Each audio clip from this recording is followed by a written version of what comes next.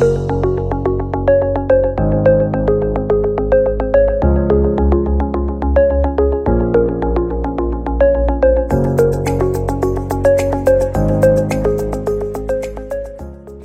la bienvenida al ingeniero Rodrigo Andrés Oliva Mancilla, de Global Technical Consultancies y Fertibalance.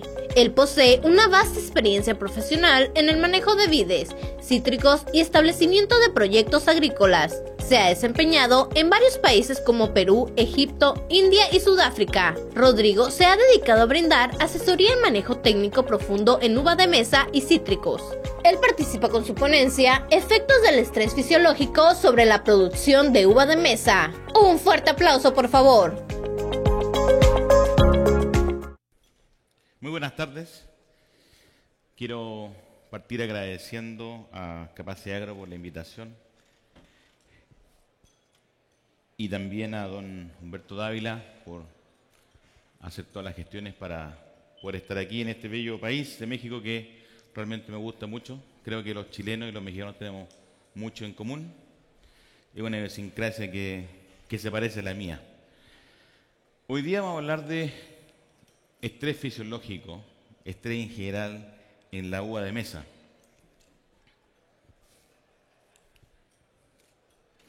Primero que nada les quiero comentar de que las opiniones vertidas en esta presentación no representan necesariamente las opiniones de Capacidad Agro, son exclusivamente personales.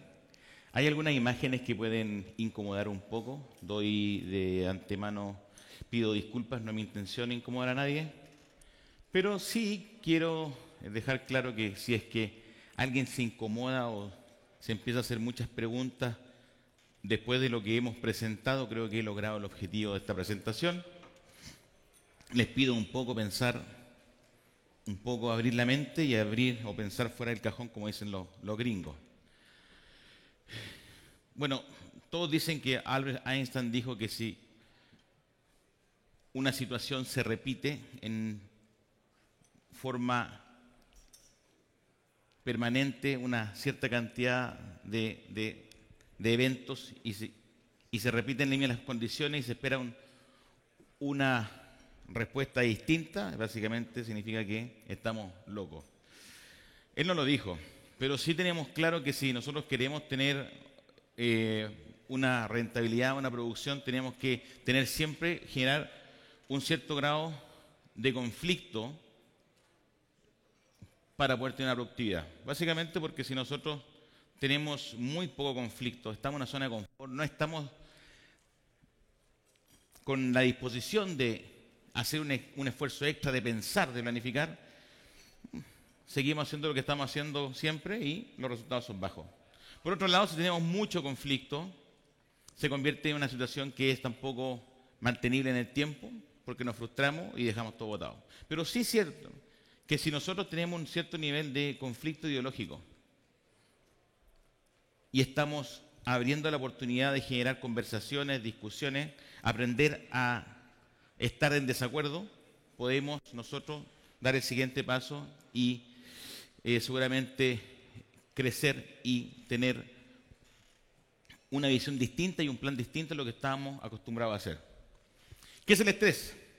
Bueno, el estrés es el conjunto de alteraciones externas que van a marcar un organismo, que van a provocar una respuesta física o química, el cual va a afectar su performance. Hay estrés que son de tipo biótico, que están involucrados a ciertos organismos vivos, que pueden ser muchos, insectos, hongos, bacterias, virus, malezas, y el estrés abiótico en el cual nos vamos a centrar nosotros, que es efecto suelo, clima principalmente. El otro estrés en este momento está hablando es el hombre. O sea, el daño que estamos provocando a este planeta es tremendo. Y creo que también debe nosotros ser parte de la clasificación de los factores estresantes de este mundo. Si hablamos del estrés en forma general, principalmente se produce, si estamos hablando de temperatura, por ejemplo, en el calentamiento de aire, aumenta provocando un estrés térmico. El estrés térmico produce una menor producción de carbohidratos. Eso produce que tengamos una cantidad y calidad inferior de frutos, pero también produce un problema en la dormancia, por tanto tenemos una brotación desuniforme, por tanto también tenemos menos calidad de fruta. Tenemos, por ejemplo, un acortamiento del ciclo que hace que tengamos un menor tiempo de crecimiento y por tanto tenemos menos peso de racimo, por ejemplo, cuando las cosechas son de pocos días, etcétera. O sea, el estrés influencia en forma negativa en todos los procesos productivos que tiene una planta. Estas son las temperaturas del mar a este año, el 2019. Como ustedes se pueden dar cuenta, lo más rojo es el clima récord histórico caluroso. Y si nosotros nos vamos, por ejemplo, aquí, porque estamos por aquí, ahí el pulso no me acompaña, podemos ver que la temperatura del mar es mucho más alta de lo que tenemos, que es en general el promedio de las máximas temperaturas desde la época preindustrial, que es 1881. El año 2018, bueno, terminó como el cuarto año más caluroso y el día 2019 vamos punteando. Ya en este momento se piensa que el año 2019 va a ser el segundo año más caluroso de la historia, pensando desde el momento de la base línea de la preindustria. 1881 y 1990 se produce la primera revolución industrial. Ahora, hemos tenido muchos factores climáticos que nos están afectando. El año pasado, por ejemplo, 821 millones de personas que perdieron la capacidad de alimentación producto de pérdidas de cosecha, gente movilizada, los corales se están muriendo, incendios forestales, afección en la producción. En la India, el año pasado, esta es una publicación de la Newsweek a agosto, si no me equivoco, esto del año pasado, 59.000 agricultores se han suicidado en 5 años. ¿Por qué? Porque en zonas donde caían en promedio 1.200 milímetros de agua han caído 2, 3, 5. Y este año, en la zona de Maharashtra central, eso quiere decir Nashik, entre el triángulo que es Mumbai, Nashik y Pune, en ese triángulo, que es el triángulo de oro, han caído un 38% más de agua del máximo histórico. Yo estuve, bueno, vengo de ahí, llegué ayer, pero en el último mes he estado 2 veces en la India y estaba visitando un campo, se puso a llover, nos fuimos. A la media hora me llega un video del mismo lugar donde había 1,5 metros de agua, o sea, salía un río, estaba todo inundado. Tremendo. Y eso estamos viviendo. Si vemos el programa de riesgo global, podemos darnos cuenta de que del 2015, bueno, primero, cuando esto parte en la época del 1990, jamás pusieron al clima como un factor de riesgo global. Hoy en día, los primeros 3 lugares están relacionados con el clima, para que ustedes se hagan una idea del nivel que estamos viviendo. Ahora, como dijo Mr. Charles Darwin, no es el más fuerte ni inteligente el que va a sobrevivir. Aquí es el que se adapta mejor, el que va a poder seguir produciendo.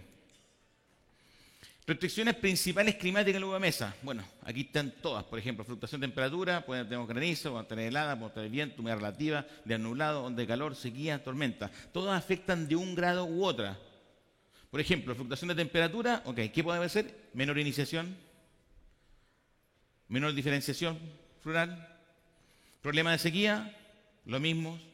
Tormenta, daño por problemas de agua, daño por sofocación de raíces, por tanto menos acumulación de carbohidratos, ondas de calor, afección del nivel de carbohidratos, afección de la diferenciación floral. Depende cuándo el estrés se dé, va a ser la respuesta de la planta. Un producto que se ocupó hace unos años atrás, que hice yo en ensayo, lo que hice acá, básicamente, bueno, hay muchos, pero este fue el que hicimos, lo probamos y logramos obtener un 5% más de producción. No es significativo. Sin embargo, lo que yo quería ver es que si aplicaba un producto, digamos, en palabras simples, como un protector solar, ¿realmente hay un efecto en esa producción, sí o no? Y sí, sí lo hay. Tuvo una reacción sobre los Brix y aquí podemos ver también sobre los kilos. Por tanto, lo importante del mensaje de esto es que cuando una planta no tiene estrés, puede expresarse en forma mejor. Cuando tenemos un marcador de estrés, generalmente se produce etileno, y el etileno, después de todos los procesos, ácido oxálico y todo, termina en ácido abscísico, y lo que hace es afectar el proceso estomático porque baja el pH del tejido citoplasmático de la célula de estoma de 5,6 a 5,2 y la célula se cierra. Entra en una parada fisiológica. Y si una planta está en parada fisiológica, evidentemente que no va a hacer ninguno de los procesos que nosotros estamos esperando. Podemos estar aplicando, por ejemplo, conversamos acá, regular de crecimiento y la respuesta va a ser 0, no lo va a haber. Ahora, no hay que ser optimista, un poco ilusionista, hay que ser realista, hay que saber en la situación que estamos y hay que poner un plan de manejo acorde a las situaciones que estamos viviendo hoy en día. La normancia invernal es súper importante. Sabemos que tenemos una cierta cantidad de horas de frío. En la mayoría de las variedades de uva, entre 100 a 200 andan perfectos. Pero evidentemente que si tenemos años con mejores acumulación de horas de frío, tenemos mejor brotación y tenemos expresión mejor de racimo, tenemos más fruta. Pero cada año eso se está complicando cada vez más y tenemos situaciones en las cuales las brotaciones son disparejas porque no tenemos acumulación de horas de frío. La deficiencia de frío conduce a efectos variados dependiendo de la intensidad del evento, causando que la brotación, el desarrollo foliar, las floraciones sean deficientes, desuniformes y a menudo son anormales. Está bien, nosotros aplicamos, por ejemplo, una cianamida, si es que está permitido, o productos nitrogenados como para poder ayudar a la degradación de pentosa y tener lo que es la brotación, pero si las condiciones no están bien, no vamos a tener el resultado que en un año tengamos mejor acumulación de frío. Se dice que lo ideal es aplicar cianamida cuando tenemos al menos un 70% de horas de frío que corresponden para la validad. Hay variedades que necesitan más frío que otras, por ejemplo, una Superior de la antigua necesita 400 horas de frío y una Thompson con 180 o 200 está bien. Las variedades nuevas funcionan generalmente también entre 100 y 120 horas de frío. Tenemos rango de temperatura óptima cuando tenemos, por ejemplo, receso invernal, idealmente no más de 15, ¿ok? Dentro de 10 y 15, ¿ok? No tener mucho frío tampoco porque la planta no se quiere estresar. La temperatura afecta los procesos de iniciación y diferenciación. ¿Por qué?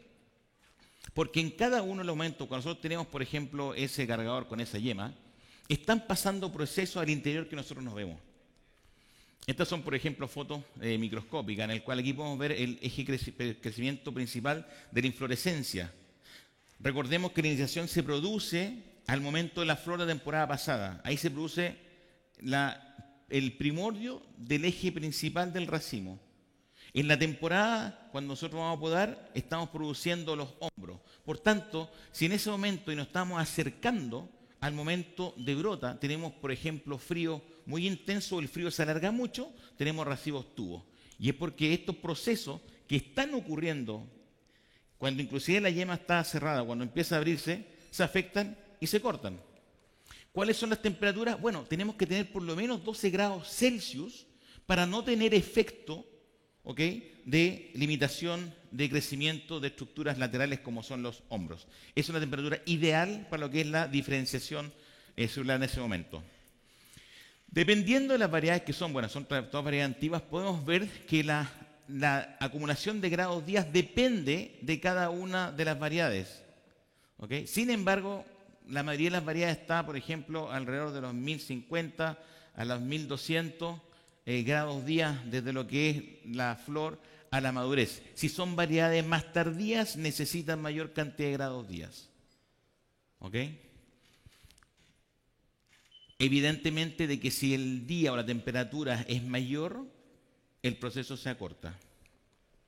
Y es por eso que si, por ejemplo, ustedes ven distintas fechas de poda, cuando las fechas de poda son similares, ¿ok?, estamos viendo que tenemos, por ejemplo, 1800, 1800, 1600 y 1900. Da más o menos lo mismo cuando uno se pode en cuándo va a terminar si las condiciones son similares. Pero si uno poda muy tarde, lo que hace la planta es simplemente apurarse y hacer el ciclo más corto.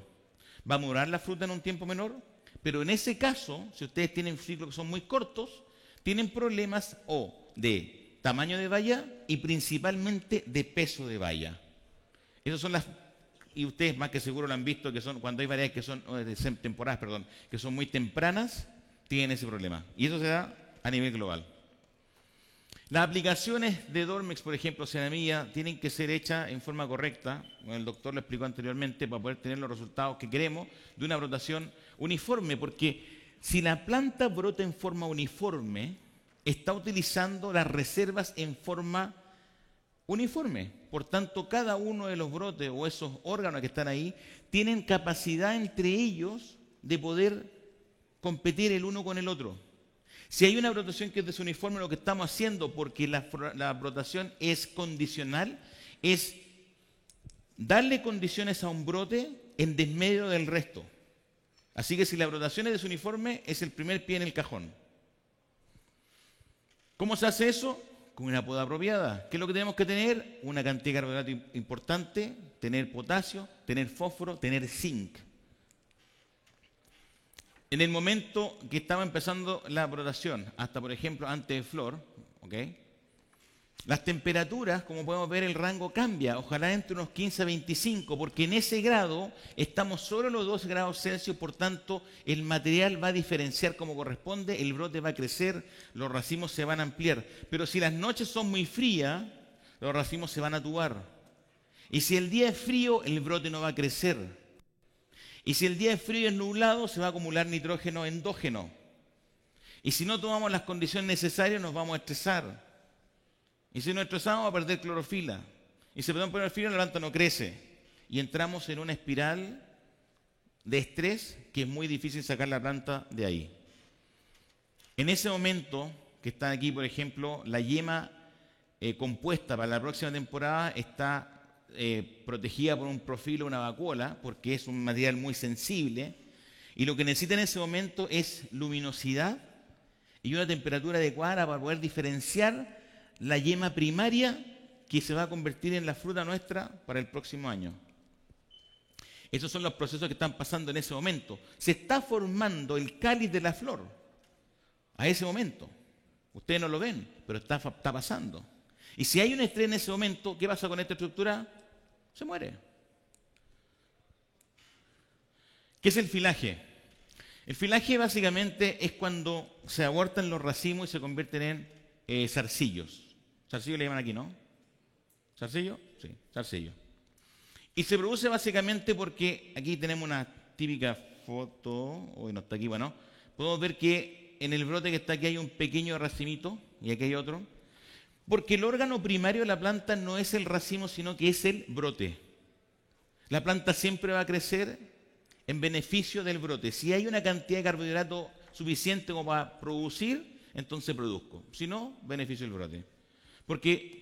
Porque el mensaje es, primero tengo que sobrevivir. Y si yo crezco, produzco fotosíntesis, produzco alimento, entonces puedo seguir. ¿Qué es lo que tengo que tener cuidado para evitar este tipo de situaciones? Bueno, la nutrición, por ejemplo, el tipo de suelo, el tipo de patrón, la luminosidad. O sea, si ustedes tienen, por ejemplo, un carbono orgánico 0,7, por ejemplo, como está aquí, y un nitrógeno 0,12, cuidado que tienen 328 kilos de nitrógeno por hectárea. Claro, de ese, el 5% es nitrato que está disponible. 5 por 3, 15. ¿Cuánto es eso? No es mucho, ¿no? Son 32, 15 kilos de nitrato tendrían por hectárea disponible ya. Pero si les cae una lluvia, si riegan mal, por vía acropétala en forma pasiva, la planta va a chupar nitrógeno y se va a producir un disparo del brote y se van a quedar con un porcentaje menor de formación de flores producto de un proceso de filaje que ha sido inducido. Si hace frío, peor. Y vamos a tener esto. ¿Qué se hace? Bueno, aplicaciones tempranas de aminoácidos para poder ayudar a la planta a desarrollarse. Aplicación, por ejemplo, de auxinas. Aplicación de zinc para producir triptófano, auxina, crecimiento y desarrollo, como lo conversó el doctor anteriormente en la charla que fue súper interesante. Los factores climáticos, temperaturas bajo 15 grados Celsius y 32, lo gatillan. Sombreado excesivo produce una acumulación de ginerina endógena. produce una acumulación de nitrato endógeno. Una planta en sombra en 3 días puede pasar de 0 a 1400 partes por millón de nitrato. Y si ustedes no utilizan ese nitrato, pasa a amonio y se intoxican. Factores nutricionales, bueno, ya lo dije, y exceso o falta de vigor. Temperatura, por ejemplo, en este caso fue Sudáfrica, el año pasado, si no me equivoco. En Northern Cape eran las 11:52 y hacían 13 grados Celsius en la temperatura. O sea, para que se hagan una idea, no sé cuánto estaba en Sudáfrica, pero Northern Cape, por ejemplo, la zona de Caca más de Appington, es bastante parecido a lo que es acá. O sea, debiesen haber habido a las 12 del día 25, 26 grados Celsius y no lo habían. Mecanismo por el cual se produce, las inflorescencias presentes desaparecen y se abortan, porque existe una competencia de reserva entre el zarcillo, el brote y el racimo.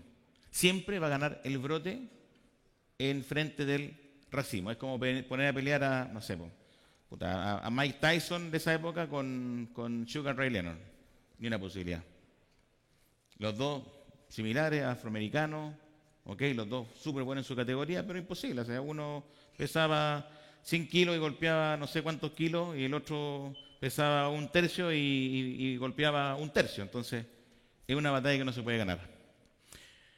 ¿Por qué pasa eso? Porque la planta, cuando parte brotando, parte en un proceso de ecolatencia. Depende entre un 10 a un 25% total de la producción de la planta, depende del contenido de carbohidratos. Pero al momento de ecolatencia depende un 100% del nivel de carbohidratos. Si no hay carbohidratos, mala brotación. Y si no hay carbohidratos, se aborta porque no hay... Es como tener una familia numerosa y tener un sueldo chiquitito. No podemos cambiar auto, no podemos pintar la casa, no podemos comprar la lavadora a la señora. El hijo quiere ir de vacaciones, no hay plata, no se puede. ¿Qué es lo que se hace? Se va cortando lo que es necesario. Y en el caso aquí, los racimos se abortan. Dicho de una forma muy, muy vulgar. Se demora aproximadamente unos 12 días, 13 días en entrar al proceso de transición. Por tanto, cuando la planta empieza a brotar, consume reservas, pero cuando entra en transición empieza a producir un poco de fotosíntesis. Ya cuando la planta entra en fotosíntesis neta, a los 15, 20 días, depende de temperatura, ya la planta empieza a consumir, pero también a producir reservas. Y en ese momento la planta entra en un proceso de autotrofia y en ese momento se puede nutrir. Aquí es cuando la planta en ese momento empieza también a ser receptiva a fertilización. Si lo hacemos antes, perdemos plata.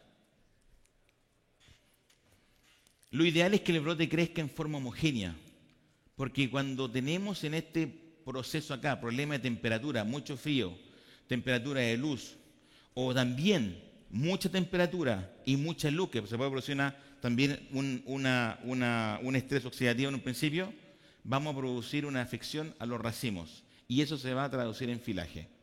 ¿Qué es lo que va a producir? Que el brote se dispara en crecimiento, y al dispararse en crecimiento se produce una producción excesiva de lo que son gibberelinas endógenas, y los racimos cambian a zarcillo.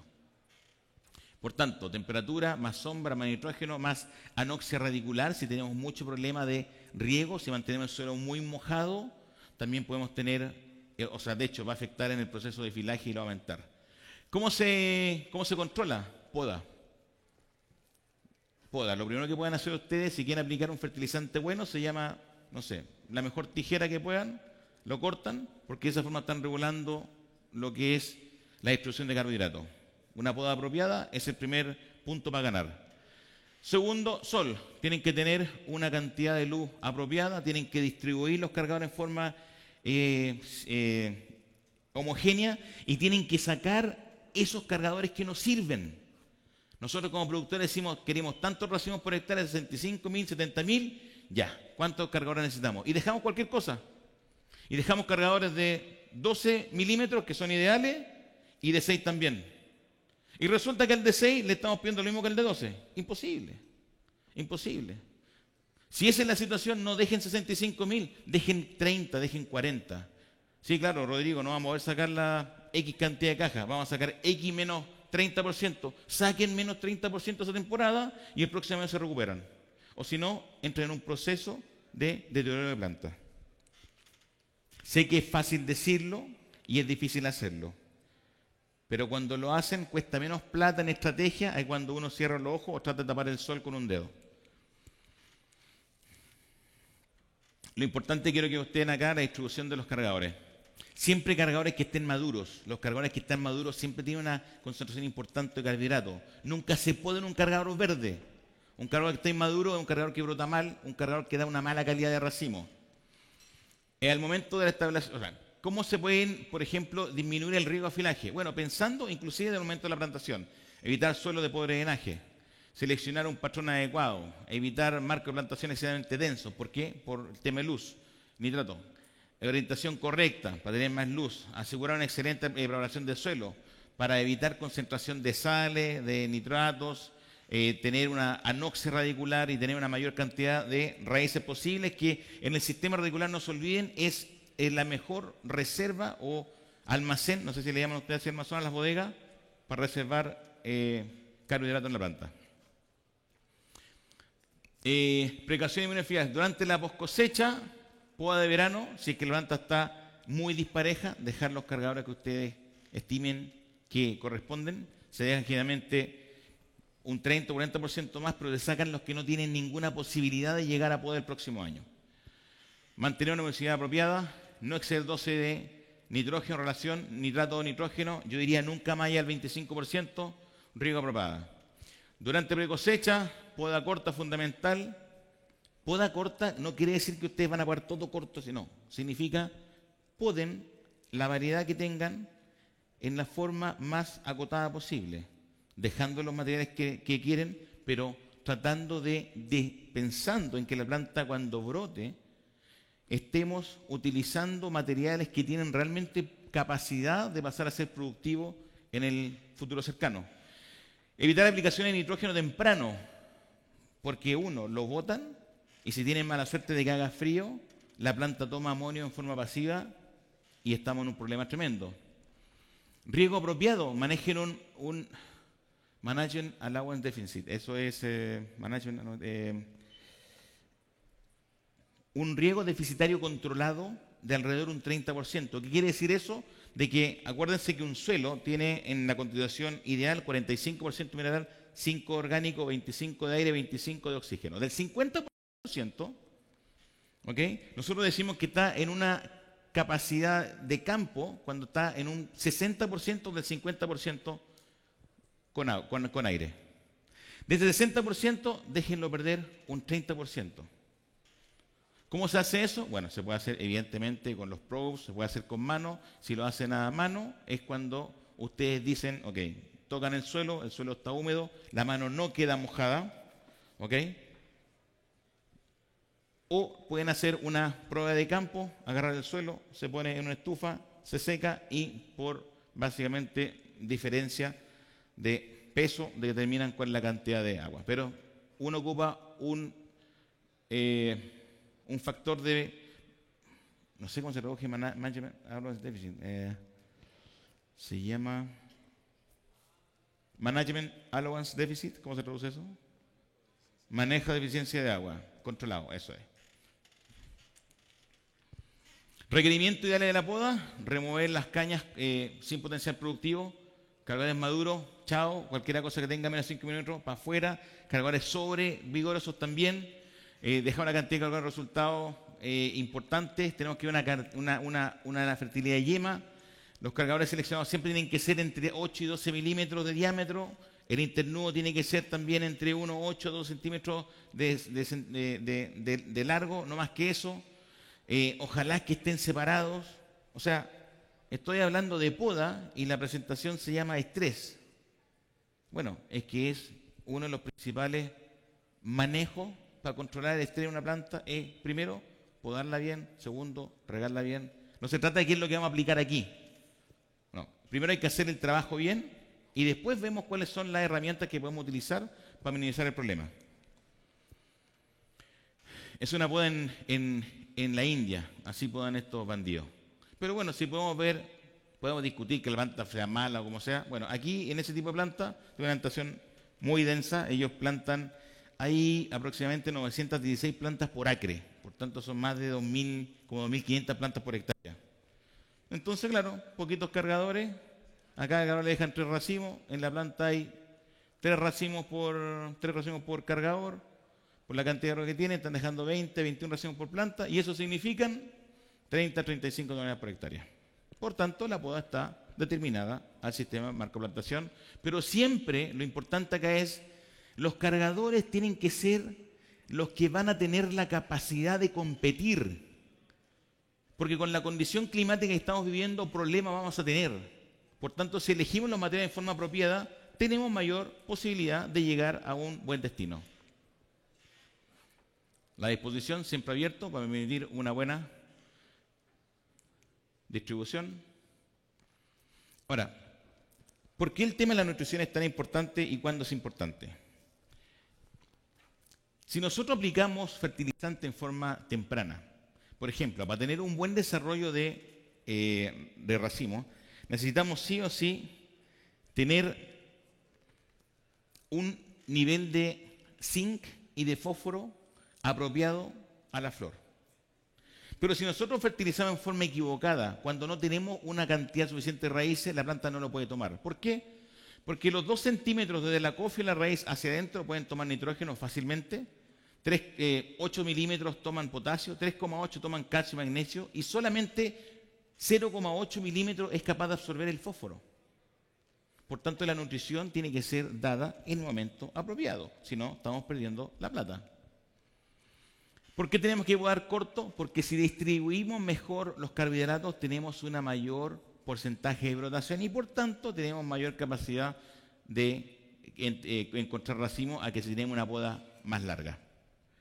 Podemos hacer pruebas para ver cómo están nuestros cargadores. Si cortamos los cargadores y aplicamos yodo, el yodo funciona o reacciona con los azúcares, produce un producto que se llama rugol, el rugol es negro. Por tanto, si tenemos tinción negra, quiere decir que tenemos azúcares, y si tenemos azúcares quiere decir que tenemos conducción. Si no tenemos conducción, tenemos un tejido que está en vías de morir y tiene que ser reemplazado. Si tienen esto por el estilo, quieren decir que no hay vuelta. Con un cargado como esto, se puede recuperar si es que se puede corta, y idealmente los cargados tienen que estar como eso. Eso quiere decir que tenemos que tener un porcentaje, por ejemplo, de arginina en raíces de 25 a 30%, 2,5 a 3 miligramos por muestra de arginina. Si medimos, por ejemplo, el jugo, cuando tenemos después de cuaja, debiésemos tener entre 12 a 16 Brix. No estoy midiendo el agua, estoy midiendo, esto es una muestra de peciolo. Si tenemos una cantidad apropiada de azúcar, la planta tiene que pasar productiva. Siempre que viene una planta que está bien, que está produciendo muy bien, y hacen este tipo de pruebas que son indicativas, siempre salen bien. La inclinación de las plantas comienza en el proceso de las raíces. Si la planta no tiene una cantidad suficiente de raíces, la planta entra en un proceso de declinación. Y el primer golpe que un estrés le pega a una planta es en las raíces. Porque la planta es la expresión del sistema radicular. Y si entra en un proceso de desbalance entre lo que es la parte aérea con las raíces, la planta se nos muere. Por eso cuando ustedes podan más corto, si tengo un sistema radicular decente y la relación es más de raíces que de canopia, la reacción de la planta es fantástica. Brota y se recupera. Pero si esperan demasiado tarde, la planta ya es tarde, ya no se recupera porque el sistema radicular ya está afectado. Les recomiendo usar, por ejemplo, rizotrones, que es una ventana en el suelo, 1 metro por 1,20 metros, cuadrícula de 2,5 centímetros. Todas las semanas cuentan las intersecciones de raíces. Y van contando cuántas intersecciones hay en los 30 centímetros, los 60 y los 90, y manejando eso con la cantidad de agua que ponen. Se van a dar cuenta que cada vez que exceden la cantidad de agua, las raíces la semana siguiente caen. Cuando lo manejan bien, las raíces se mantienen o suben. Como lo podemos ver acá. Este es el brote que llegó al crecimiento y se estabilizó, y estos son los riegos. Okay. Aquí el productor dijo, aquí estamos en la semana 46-47, tengo que poner más agua. Subió el riego en forma considerable. ¿Cuál fue la respuesta de las raíces? Cayeron. Se corrigió. Oye, estáis poniendo mucha agua, el suelo está mojado. Lo bajamos el riego. ¿Qué pasó con las raíces? Subieron. Después dijo, no, realmente estamos quedándonos cortos de agua, hay que subirle el riego. Lo subió el riego, ¿qué pasó con las raíces? bajaron. Entonces es un sistema en el cual está todo conectado. Nutrición. Cuando hablamos de nutrición, nosotros siempre pensamos en nitrógeno, potasio, calcio, magnesio y los microelementos. Bueno, la constitución de la planta un 96% es carbono, oxígeno e hidrógeno. Así que si tenemos una buena cantidad de carbohidratos, la planta no se les muere. Si tiene una planta balanceada, les aseguro, no ponen fertilizante un año, no pasa nada. Yo lo he hecho. Si ustedes conocen las variedades nuevas, por ejemplo, no sé, yo tengo cortes de Sweet Celebration con 0 kilos de nitrógeno, no un año, 2. Tenía problemas de... Imagina el problema que tenía y lo tenía esa parra. Le cortamos nitrógeno 2 años. La Melody, no sé si hay Melody aquí, de SNFL, es probable la variedad más vigorosa que hay. Estuvo 3 años sin ni 1 kilo de nitrógeno. 3 años sin ni 1 kilo de nitrógeno. Ahora le estamos poniendo nitrógeno. Le ponemos 6 a 8 kilos por hectárea. En arena. Bueno, la planta reacciona, son variedades que lo son de forma distinta y la planta está balanceada y tiene una cantidad de carbohidratos importante. Los resultados al final siempre están arriba. Discutible, pero es así. La temperatura media del aire, ¿ok?, afecta la concentración de carbohidratos. Cada vez que la temperatura sube mucho, los carbohidratos se caen. Cuando baja, suben, como lo pueden ver acá. Efecto, por ejemplo, en un invernadero y afuera, ¿ok? Cuando la temperatura se pasa de un cierto nivel, ¿qué es lo que pasa? La temperatura se pasa, la capacidad de fotosíntesis disminuye. Por tanto, la temperatura afecta en forma directa la acumulación de fotosintato y de carbohidratos en la planta. Una pregunta, no. ¿Me pueden decir qué número de diapositiva voy, por favor? Porque no lo veo acá. ¿Dónde dice? ¿Las vas contando? No, ¿dónde no lo veo? Estoy ciego. Ah, gracias, perfecto. Ya lo sé. Vale. Fisiología de las yemas. La yema de la pronta es la primera que brota, la yema compuesta es la que nos da la fruta el año siguiente y las terminales son las que no están brotando, ¿ok? Están en un estado de latencia. La primera yema que nos interesa a nosotros es la yema compuesta, la que está en el centro. Si esa se nos muere la producción. Y en esa yema hay una zona que se llama enlagen, que está ahí, y es donde está el primordio floral 1 y el primordio floral 2. El primordio floral 1 es el que realmente tiene la capacidad de convertirse en un racimo decente. Si se nos muere ese, estamos con problemas. Tenemos que entender la terminología. En iniciación floral, bueno, tenemos diferenciación, que es la ramificación del meristema floral, y tenemos la iniciación floral, que es la conversión de los meristemas en una primordio floral. Primero iniciamos, después diferenciamos. Las temperaturas son súper importantes y es por eso que hace 2 años atrás, cuando tuvieron el frío, cuando estaban brotando, dieron muchos problemas porque las temperaturas son importantísimas para poder iniciar y poder diferenciar. Si nos pasamos de temperatura, tenemos más allá, por ejemplo, 35 grados Celsius, la iniciación floral se impide, no se puede hacer. Tenemos que tener, depende del autor, entre 25 a 32 grados Celsius, es lo ideal, pero también tenemos que tener una temperatura no menor a 12 grados Celsius para poder diferenciar ese órgano, sino también se aborta y se produce filaje. La iniciación pasa en un proceso muy corto de tiempo, equivalente al momento de flor. Se produce más o menos, empieza unos 10 días antes, digamos unos 10 días después de cuaja. Es ahí cuando pasa, va a depender de la variedad. Si las condiciones climáticas en ese momento, y si ustedes miran para atrás las temporadas, ven que han tenido buenas condiciones climáticas al momento de flor, el año que viene generalmente es bueno. Ahora, evidentemente que desde ahí hacia adelante, hasta que ustedes cosechan, bueno, hasta pinta de la temporada siguiente, donde cosechan ese racimo, hay diferenciación. Por tanto, el camino es muy largo y pueden pasar muchas cosas para afectar la fruta. Cuando tenemos flor en ese momento, cuando tenemos iniciación, necesitamos tener una cantidad importante de luz para poder diferenciar el enlagen y probar una bráctea y poder llegar a formar un rudimento de flor, como se puede ver acá. Difícil, pero si pueden, este es el eje central y aquí son las brácteas, que son los puntos de crecimiento donde van a salir los hombros de la flor. Si tenemos buenas condiciones climáticas, tenemos un buen desarrollo de racimo. Si no, tenemos condiciones de racimo que son malos. Esto fue el año antes pasado, cuando ustedes tuvieron, por ejemplo, problemas de frío acá y tuvieron muchos problemas esa temporada con pobre desarrollo, como se veía acá. Tuvieron temperaturas muy bajas durante el proceso antes de flor y fue una temporada mala la que ustedes tuvieron. Y es lo que pasa que, si ustedes pueden ver, la temperatura afecta directamente la capacidad de fertilidad de la planta. En negro tenemos Thomson Seedless y en gris tenemos Flame. Si la temperatura es muy baja, la fertilidad es mayor en Thomson que en Flame. Y todos sabemos que en la realidad es distinto. Pero así pueden ver cómo se afecta. Si la temperatura, por ejemplo, ya es una temperatura normal, 25-32 grados, evidentemente que la Flame tiene mucha más fertilidad que la Thomson. Pero la idea aquí es mostrarles que el efecto temperatura, fertilidad y yema es importante. Si tenemos buenas temperaturas, tenemos una buena diferenciación, y eso es importante porque generalmente, si ustedes tienen variedades con una expresión importante de hombro, pueden tener hasta un 67% de peso en los primeros racimos. Por tanto, del frío nadie se salva. De flor a cuaja.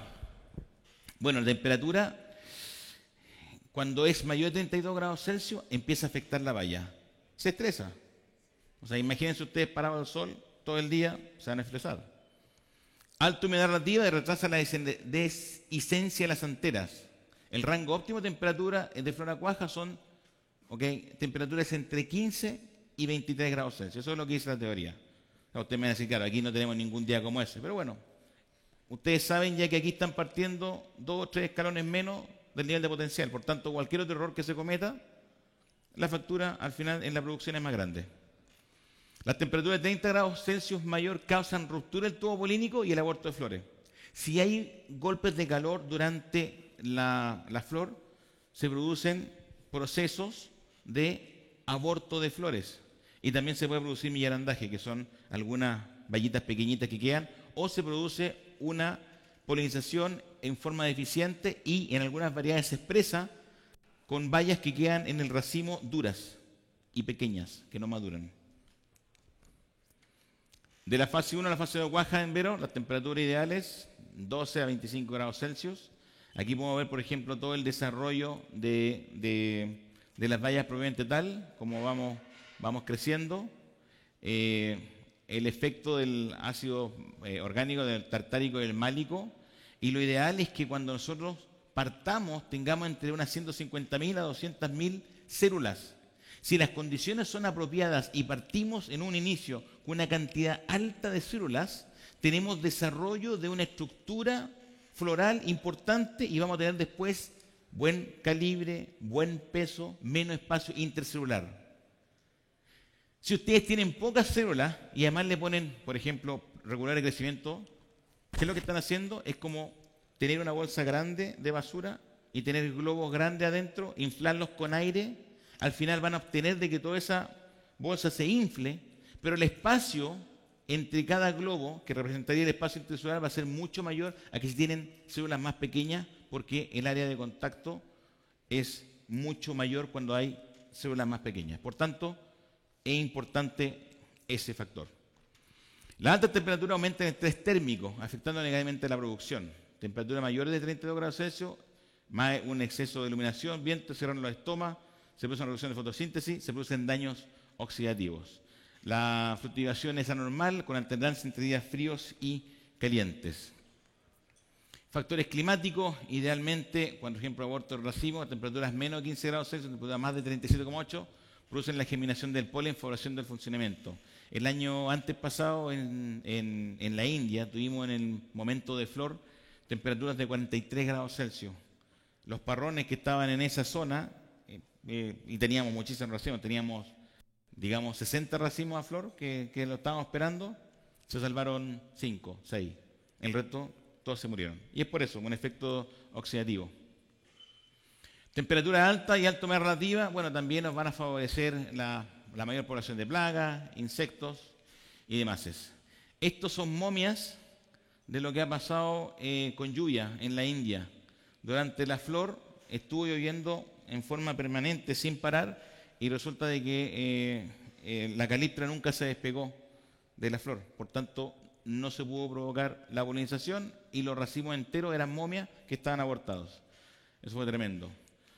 Podemos cubrir los campos con distintos tipos de plástico. Sería interesante que algún día hablaran del tema de plástico, si es que no lo han hecho. El tema de la industria del plástico hoy en día está muchísimo avanzado. Yo probé unos plásticos en Sudáfrica que son antitérmicos. Afuera teníamos 38 grados Celsius, adentro teníamos 36,5. Interesante, ¿no? ¿Por qué? Porque, claro, el tipo de filtro que le ponen. Si se equivocan de plástico también cocinan las plantas. Entonces es toda una historia. Uso de malla. Siempre cuando ustedes quieran ver si que la planta está trabajando o no está trabajando, midan la temperatura de la fruta y la comparan con del lápice. Si la temperatura de la fruta o la base de la canopia siempre tiene que ser mayor que la del lápice, porque el lápice o la hoja, en este caso del brote, funciona como un evaporador. Va evaporando la gota de agua, produce una tensión negativa, se llena de agua y así funciona. Y va bajando la temperatura. Lo mismo hace de que por el efecto de transpiración entra el calcio al fruto y cuando el fruto se cubre de pruina o de cera, baja la concentración de calcio o la entrada de calcio a la fruta. Por tanto, hay que ayudar desde ese punto de vista estructuralmente con aplicaciones de calcio que son muy tempranas. Aquí vamos a ver en la foto el fruto mucho más caliente que la canopia por el efecto de transpiración de la hoja. El riego tiene un efecto termorregulador. Esto es a un 50 centímetros diferenciado de distancia. 27 grados Celsius donde está mojado, 53 donde no. En un ensayo que hice en Coachella, 10 grados Celsius más lo que no estaba regado versus lo que estaba regado. Y efectivamente que si tenemos un golpe de temperatura va a afectar al grado Brix, por ejemplo, va a afectar la síntesis de antocianina y la acidez total. Y por ejemplo, si hablamos de temperaturas, cuando tenemos días que son cálidos y noches cálidas, tenemos una buena producción de azúcares, escasez de acidez y poco color. Si tenemos días cálidos y noches frías, buena producción de azúcares, conservación de ácido, buena toma de color y aroma. Días fríos y noches cálidas, bajo contenido de azúcares, poco aroma, poca producción de color, acidez elevada. Esto puede ocurrir en condiciones de estrés y la valla no alcanza la maduración total. Días fríos y noches frías, actividad general reducida, condiciones no adecuadas para la maduración. Resumen. Si tenemos temperatura diurna y temperatura nocturna, temperatura alta, cuando son más allá de 30 grados, por ejemplo, disminuye la acidez favoreciendo las combustiones respiratorias. Eso produce una mayor rapidez en el metabolismo de ácidos, como la producción de aromas, degradación rápida del ácido málico, degradación parcial de los azúcares y de otros compuestos como los antocianos. Por tanto, no tenemos color. Pero si también el día es bajo y la noche también es baja, tenemos mayor lentitud en los metabólicos de ácidos. Nos cuesta mucho tomar azúcar, degradación ácida lenta del málico, buena retención de azúcar, pero menor metabolismo de componentes antocianos. Cuando tenemos días que son muy calurosos, la fruta se nos infarta. Y si mezclamos eso además con altas temperaturas y dosis de gibirélico, lo que se hace es que se destruyen tejidos vasculares en las bayas. Y eso al final, cuando ustedes cosechan, se ven los procesos de pardeamiento.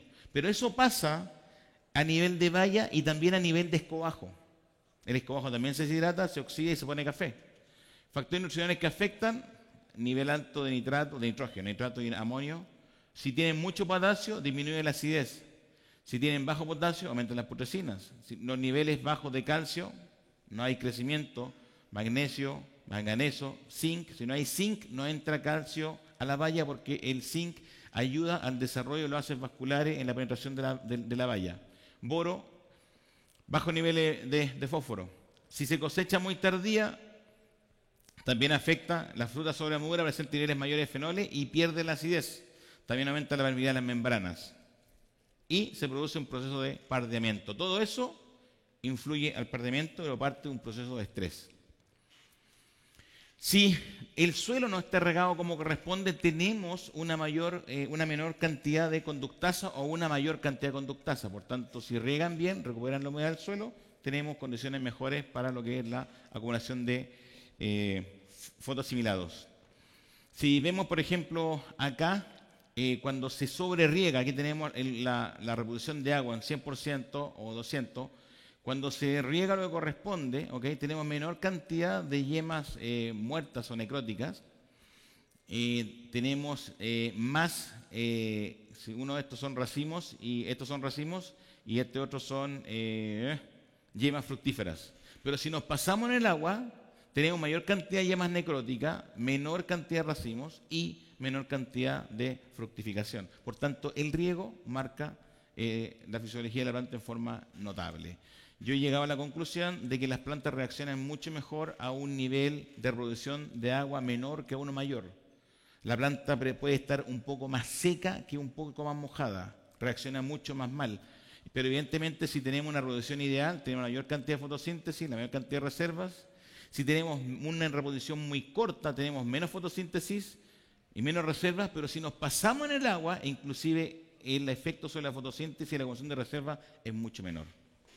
Cuando tenemos plantas sin estrés y plantas con estrés, miren la cantidad de células y diferencia que hay entre sin estrés y con estrés.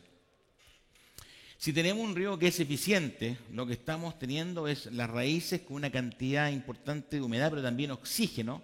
Las sales van a estar en la periferia, ¿okay? Van a ser siempre más bajas en el centro que en el lateral, más bajas arriba que abajo. Y si tenemos un riego que es deficiente, lo que va a pasar es que el bulbo de riego se nos va a agostar y vamos a tener una concentración de sales que se nos va a meter a la raíz. Eso es malo porque eso nos puede provocar un problema de parada fisiológica. ¿Por qué? Porque la planta, al quedarse con las raíces sin una humedad suficiente, provocan etileno y eso manda una señal a la planta que produce ácido abscísico. Lo estoy reduciendo mucho el proceso, ¿no?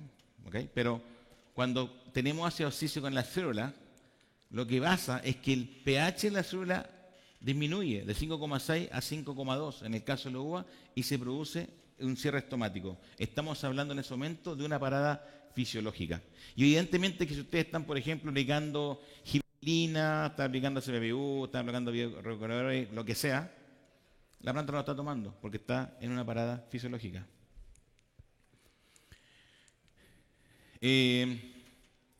Si tienen mucha cantidad de sal en el suelo y en el agua, evidentemente que el crecimiento va a ser menor.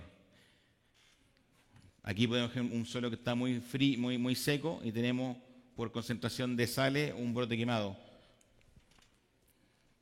Tenemos que tener siempre claro, por ejemplo, la temperatura, ¿okay?, del suelo. Esta es una foto real del año pasado en Malegao, en India. La temperatura del suelo a 60 centímetros era 43,2 grados Celsius.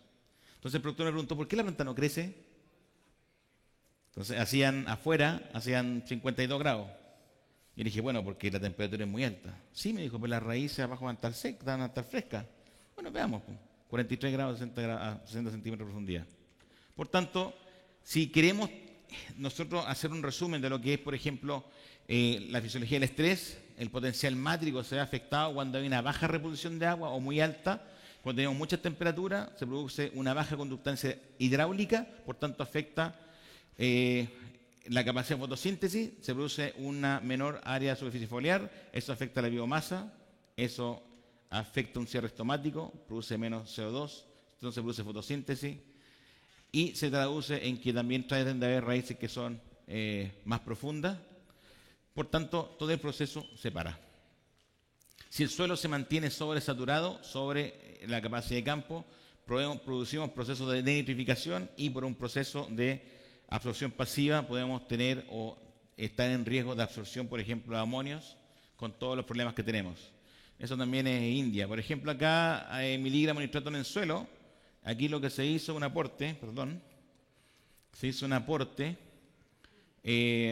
estas eran las concentraciones de nitrato. Se pusieron 100 kilos agregados, después vino una lluvia de 53 milímetros y fíjense cómo aumentó. ¿Por qué? Porque lo que hizo el suelo, la lluvia en este caso, fue el nitrógeno que se había puesto, más el nitrógeno que está en el suelo, hacerlo disponible. ¿Okay? Después si viene una lluvia muy pesada, que es efectiva, ¿qué es lo que hace? Gracias a Dios, el nitrógeno es fácil de lavar. Así que si el riego fue mucho más largo, o ustedes pueden puesto un riego más largo, ustedes pueden lavar ese exceso de nitrógeno. Y es por eso que los asesores cuando ven que, por ejemplo, la planta está pasada de nitrógeno, dicen, oye, no pongamos nada, pongamos 2 riegos largos para tratar de lavar lo que pueda haber en el suelo. Diferencia, por ejemplo, análisis químico, por ejemplo, aquí nitrato, nitrógeno, ¿ok? Y aquí nitrato, amonio, y aquí hay lo mismo. ¿Qué es lo que pasó aquí? Hubo una lluvia. Esta muestra es unos días después. Esto es del 8 del 10 y este es del 18 del 10. Es el mismo plot y son las mismas plantas. Mismo plot y mismas plantas. Y miren cómo subió el nitrato y cómo subió el amonio. Y no se fertilizó. ¿Qué es lo que pasó? Llovió y el suelo tiene nitrógeno disponible, la planta chupó. Por tanto, estamos hablando de un sistema que es súper dinámico. Y es por eso que es importante medir. Fase de envero cosecha, las temperaturas, bueno, nuevamente aquí tenemos, tienen que ser de 12 a unos 25, sería lo ideal, siempre son temperaturas, por cosecha también. Por tanto, como resumen, el clima tiene un efecto tremendo en la dinámica de acumulación de carbohidratos. Se sabe que temperaturas elevadas afectan negativamente el balance de carbono, lo dijo Schultz, Soffrey, Levon, Palas y muchos otros más. Concentración, por ejemplo, relativa versus la temperatura. Si tenemos mucha temperatura, tenemos problemas con los antocianos. Sabemos que cuando hay mucha temperatura, sobre todo en las noches muy cálidas, la uva no toma color. ¿Por qué? Porque tenemos el antociano. Si la temperatura es apropiada, toma azúcar, pero si también se pasa, el azúcar también se para. Si tenemos mucho calor, se nos para el malato. Si tenemos un día muy cálido, de noche muy cálida, vamos a tener problemas de pardimiento de fruta. Y si ustedes dejaran ese racimo al final para verlo, ¿cómo se puede ver aparte del pardimiento? Porque ustedes embaran la fruta y la fruta está perfecta. Mandan la fruta cuando tiene frío y el cliente les dijo, oiga, ¿sabe qué? Un 30% de pardimiento. No, imposible, si la fruta está espectacular. No, porque no se ve. Es como tener un preinfarto, ¿ok? Y uno le siente un dolor al pecho, no va al doctor, 3 meses después de un infarto se murió. Fue un aviso, pero lo desencadena después. ¿Qué debemos optimizar? Carbohidratos.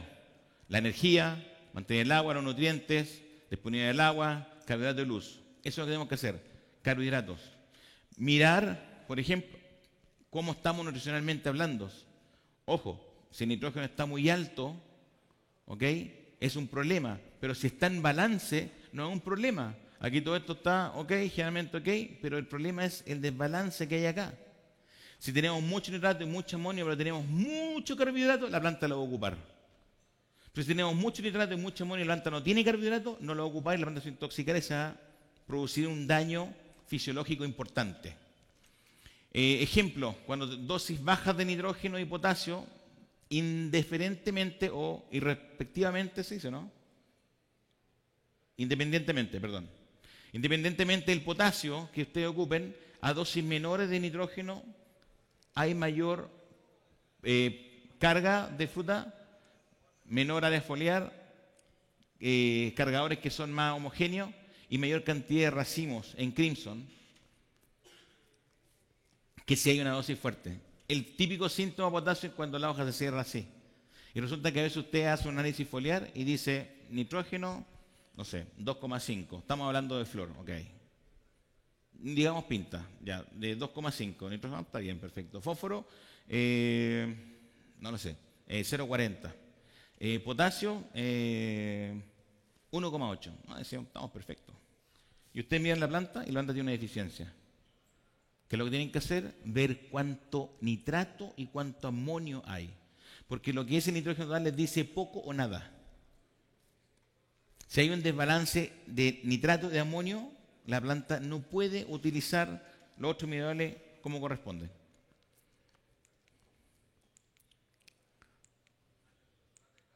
Lo mismo que conversamos anteriormente, pero dentro del punto de vista de brotación, hoy se está muriendo de brotación, y de fertilidad de yema y de fertilidad de planta. Dosis más bajas de nitrógeno reaccionan mejor, a dosis mayores de nitrógeno tenemos menos problemas. Distinto tipo de suelo, por ejemplo, un suelo que es un suelo franco versus un suelo arenoso. El suelo arenoso tiene un 0,3% de calcio, tiene menores problemas de botrytis que un suelo que es con un mayor continente de carbono orgánico. ¿Por qué? Porque si hay más carbono orgánico, hay más nitrógeno. El ciclo de intoxicación del amonio, por ejemplo. Tenemos, por ejemplo, que la planta parte con órganos de reserva, que son las azúcares, a través del proceso de fotosíntesis. Si tenemos una cantidad interesante o apropiada de magnesio, potasio, de zinc y de calcio, podemos tener un ciclo que es positivo, en el cual producimos glutamato, proteína, y la planta entra en este ciclo y crece. Pero si partimos con niveles bajos de carbohidratos y partimos con niveles bajos de magnesio, de potasio y de zinc, y además de eso le agregamos que tenemos un porcentaje amplio de amonio, entramos en un ciclo de oxalacetato, se produce ácido oxálico, se extrae más calcio intercelular, el calcio pierde la capacidad que tiene, por tanto la planta no puede crecer, y como respuesta formamos putrescina, y una vez que ya tenemos putrescina entramos en un ciclo tóxico que es muy difícil sacar la planta. Partimos de etileno cuando hay un estrés y llegamos a ácido oxálico. Las células de la planta pueden movilizar calcio muy fácil a nivel celular, pero muy difícil a nivel agropétalo. Atacan el ácido oxálico y se produce calcio oxalato que pierde cualquier funcionalidad fisiológica para la planta. Es como agarrar cemento con arena, si están los dos separados y le echamos agua, se juntan. Pero no podemos agarrar ese pedazo de cemento, picarlo, molerlo, echarle agua y esperar que tenga capacidad de adherencia nuevamente. Ya perdió. Eso es lo que pasa en ese momento. Y si ustedes hacen un análisis foliar en ese momento y ven el calcio puede estar perfecto, pero no tiene funcionalidad. Efecto de la aplicación de antiestrés, Doasis, este fue el producto que vimos. Por ejemplo, aquí vimos en el caso de el Brix, hubo diferencia significativa en el caso del Brix. Por tanto, un producto que ayuda a controlar un estrés térmico me ayudó a que, a pesar de que no fue significativamente estadística más kilos, sí produje una tendencia más de fruta, pero además produce más azúcar. También en los ensayos que hicimos y probamos, por ejemplo, el calcio ligado, no fue significativo, pero había más calcio ligado y más magnesio ligado que en el control. La fase metabólica en nitrógeno líquido, nítrico, tenemos el nitrato con efecto de molibdeno, el cobre produce nitrato reductasa, pasamos a nitrito y luego de eso pasamos a amonio. Si tenemos suficiente potasio, magnesio y calcio, producimos aminoácidos y tenemos proteínas. Pero si no tenemos esto en balance, producimos putrescina y entramos en un ciclo tóxico. Por lo tanto, si tenemos un exceso de nitrato y de amonio, lo que tenemos principalmente es una oxidación y una pérdida de ácido ascórbico y se produce una muerte de yema temprana. Lamentablemente, cuando eso pasa, ustedes no lo ven, porque eso pasa cuando están entre flor y pinta de la temporada anterior, de cuando van a cosechar la siguiente temporada. Niveles de amonio que son normales, digamos con 800, tienen un raleo. Ideales serían entre 400 a 700 partes por millón. Cuando tiene un exceso, 1500, 1800, el racimo se quema. Se quema porque el amonio pasa en una forma de gas y por tanto se va hacia los exteriores de lo que es las partes distales del racimo de estructura, se concentra en la estructura al final y por eso se produce la quemazón de la estructura floral. Si tienen niveles de amonio temprano, digamos en unos 1200, 1300 partes por millón, no se alcanza a quemar el raquis, pero se abortan todas las flores.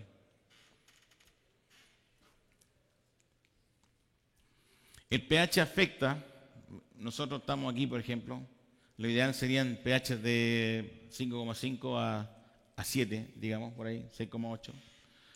Pero nunca ideal. Y si tenemos problemas, por ejemplo, en el suelo, y tenemos mucha caliza activa, tenemos mucho bicarbonato en el suelo, o el agua tiene más de 300 partes por millón, vamos a tener problemas de clorosis férrica, en el cual el fierro pasa de una forma que es disponible en la planta a una que es inactiva, que es el fierro más 3. Por tanto, si tenemos ese problema, lo que tenemos que hacer es tener mucho cuidado con qué tipo de quelato vamos a ocupar. Si ocupamos quelato, por ejemplo, de TA, y el pH es muy alto, no va a ser eficiente. Yo lo que hago es por ejemplo, ocupar en esos casos de DHA un quelato que sea mejor y acidifico antes de tirar. ¿Qué es lo que hago? Pongo un ácido una media hora antes, doy 5 minutos y pongo el quelato al final. He visto, porque me he dado el trabajo de sacar muestras de planta y que la absorción mejora muchísimo más. La luz es súper importante para poder tener una diferenciación de yema y evitar que se provoque una oxidación de la yema propiamente tal y la muerte de la yema primaria. Si vemos, por ejemplo, en pleflor el efecto de la luz y en flor, en la segunda yema, la cantidad de luz a la sexta yema, que está mucho más afuera, debiese tener mayor exposición de luz, en la flor se disminuye prácticamente en la mitad. Y si tenemos problemas de luz, nosotros acumulamos nitrato endógeno. Y si la planta no crece o no hay luz, se produce nitrato, pasa amonio, se produce una oxidación y la yema se muere. La sombra versus el carbohidrato. Los carbohidratos son esenciales para el crecimiento mitocondrial y la motivación del proceso de inducción vegetativa floral de la yema. Cuando tenemos mucha sombra, tenemos menos acumulación de carbohidratos. Necesitamos sol para poder tener una buena distribución de esos carbohidratos y tener una buena brotación. En ensayos que se hicieron comparando el efecto de gibberélicos versus sombra, podemos ver de que la sombra siempre tuvo, en este caso, una mayor caída de flores en la Thompson y en la Crimson, y después tuvo una menor producción, tuvo menor número de bayas y tuvo menos racimos compactados. ¿Por qué? Porque evidentemente los que tenían en común con sombra es nitrógeno endógeno a altas concentraciones. Cuando hay un tratamiento que, por ejemplo, se remueven los brotes y otro está una malla Rachel, la concentración de nitrato en los que se hizo el manejo de brote, el desbrote propiamente tal, 456 partes por millón, que está perfecto, y en la malla Rachel, 1254. Porcentaje de racimos con acuoso o con black stem, palo negro, 5,3%, donde se hizo el movimiento de la remoción de brote, versus 31,5%. En las Thompson, la mayor cantidad de racimos está siempre en la yema quinta para adelante. Y no es nada más que por un tema de luz. Cuando tenemos harta luz, tenemos menos gibberelina endógena, mayor inducción y mayor diferenciación. Cuando tenemos problema de luz, tenemos mayor gibberelina endógena, menos inducción, menos diferenciación y más cantidad de tendrils que se abortan. Por tanto, es importante la luz. En esa formación es imposible tener, por ejemplo, luz. La distribución de agua es importante, la distribución de sol es importante, el ángulo, en este caso la canopia también es importante. Pérdida de racimos también se pueden provocar por factores biológicos, como por ejemplo enfermedades, pestas, mildiu, anthracnose y santomona. El efecto, por ejemplo, incubación en horas de temperatura. Temperatura, por ejemplo, versus incubación. Como pueden darse cuenta aquí, mientras la temperatura es en condiciones ideales, se produce mucho más rápido. 20 grados Celsius, la incubación es mucho más rápida que, por ejemplo, cuando está a 30. También, por otro lado, si hay una temperatura muchísimo más alta, también se produce un paro en, por ejemplo, las enfermedades. O sea, el mildiu, cuando las temperaturas son 32, 33 grados Celsius, se para. Y lo digo también. Efecto, por ejemplo, de lo que es enfermedades floreales versus la cantidad de luz que hay. Si hay poca luz, hay mayor efecto, mientras más luz, menor efecto de enfermedad. Por tanto, es importante cuando nosotros estamos pensando en cómo tener una planta o darle más posibilidades en frente de los estreses, partir, por ejemplo, con la poda, eliminar todos los brotes que son inmaduros, estructurar la planta de forma tal que tenga una penetración de luz importante para poder tener una valla firme y una valla bruta, porque la diferencia entre estas dos va a ser la materia seca. Si nosotros queremos tener materia seca, si ustedes quieren empezar a vender en China, por ejemplo, les voy a decir algo que puede ser complicado en este momento, doloroso. El año pasado, por ejemplo, los indios vendieron Nana Purple, Nana Jacet Purple o Ganesh, por ejemplo, verde, en China a $42 la caja de 8,2 kilos. ¿Por qué? fruta buena. El precio normal estuvo alrededor de los 18. Pero yo tengo clientes que vendieron a 42. Y el precio de ellos fue aproximadamente 26, 27 dólares por caja. De hecho, tuve una conversación hace 3 días atrás y vi las liquidaciones. ¿Por qué? Bueno, los chinos son muy complicados. Ustedes venden un contenedor, no sé si estaban en China, en Shanghái, los tipos abren el contenedor. Si usted no vende el contenedor en 10 minutos, está muerto.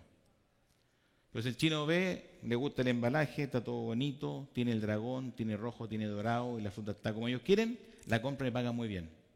Pero para eso, ustedes tienen que viajar. Y si ustedes no tienen mínimo por 18% de materia seca, ustedes no viajan. Ustedes llegan 3 días, 4 días, 5 días, la fruta se come en 5 días, perfecto. Pero si quieren aguantar 45 días, 50 días, tienen que tener materia seca y tienen que tener carbohidratos, si no, no lo pueden hacer. Pero eso les va a abrir nuevos mercados, porque India ya puede vender fruta en Canadá, que es una mala noticia para ustedes, y el protocolo para Estados Unidos creo que el próximo año está listo. Y ustedes dicen, sí, pero los indios son los indios. Cuidado, la fruta india aguanta un montón. Pregúntenle a cualquier recibo en Europa y le va a decir, la fruta india no sabe bien, pero la condición es espectacular. De hecho, la fruta que hicieron con 45 días a Canadá llegó espectacular. Y están trabajando en proceso acá. Entonces, el negocio es negocio, en algún momento se les va a complicar. Estoy de acuerdo que la capacidad comercial o la ventaja que ustedes tienen es tremenda porque están al lado del tercer mercado más grande del mundo. El primero es China, el segundo es India. Estados Unidos el tercero. Lo tienen al lado. Pero con el costo productivo en China, en India, a 6.500 dólares por hectárea, es complicado competir. Yo tengo no sé si a alguien se interesa, después les puedo mostrar la diapositiva, pero tengo el costo completo comparado. Entonces, es complicado. ¿Cómo tenemos una fruta sana, dura, teniendo las cadenas de pectina que están en la pulpa tienen que estar atadas? ¿Y cómo estar atadas? Si es que tenemos una cantidad importante de cationes divalentes, calcio y magnesio, que pueden unir las cadenas de pectina y armar una trama de cadena de pectina sólida, y eso nos da como resultado una fruta firme. Esos son más de 18% de materia firme. Si tenemos mucho nitrógeno en la valla, tenemos menos porcentaje de materia seca. ¿Ok? El efecto del calcio, el calcio disminuye en forma notable en la valla por un efecto de disolución, del momento de la cuaja hasta la cosecha. Porque cuando tenemos unos 6 milímetros, el calcio ya no entra más, porque baja la tasa de respiración, por tanto ya no entra más. Y se empieza a disminuir. Por tanto, si tenemos una cantidad de calcio apropiada en un principio, tenemos mejor condición. Si es que no hicimos el trabajo en forma adecuada, ya es tarde para reaccionar. Calcio miligramos por vallas versus, por ejemplo, la transpiración. Mientras mayor, por ejemplo, pueden adquirir transpiración, mayor cantidad en la valla. Incidencia de Blattextem en la flor. A temperaturas más bajas, mayor incidencia, a temperatura menor. ¿Por qué? Porque básicamente eso significa que hubo menos acumulación de nitrato endógeno. Si queremos fruta firme, tenemos que tener fruta que esté con una cantidad importante de luz. Ayer lo dije. Y yo creo que la cantidad de luz apropiada en un dosel, en una canopia, debe ser entre unas 1.500 a 2.000 lux. Cómprense un luxómetro o bajen una buena aplicación del teléfono y se dan el trabajo de regularlo y se ponen ahí. Pero tienen que manejar la luz. Luz significa vida, significa sanidad. En relación de potasio, carbono, magnesio en la hoja versus el palo negro. ¿Okay? Pueden ver aquí que la relación entre los dos años, por ejemplo, cuando tienen menos de, digamos, entre 0,05 es lo menor, cuando tienen sobre los 2 es cuando se manifiestan en forma mayor. Si tienen amonio, tienen mucho potasio, que son cationes monovalentes, lamentablemente ustedes van a tener problemas de fruta débil, fruta como esa. La luz es fundamental. Esta cantidad de luz que está aquí es apropiada, el manejo, tienen que mantener siempre cortando las hojas bajo el racimo, pero cuando tienen situaciones como esa, están acumulando nitrato endógeno en esas vallas y provocando fruta débil.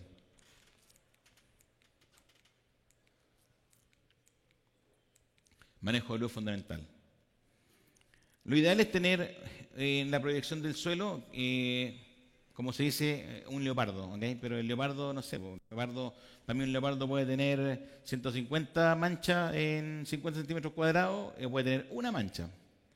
Entonces, cuando llegamos a niveles como eso, lo que tenemos que tener en precaución es que tenemos que tener una medida certera y tenemos que tener claridad de cómo medir la cantidad de luz que necesitamos.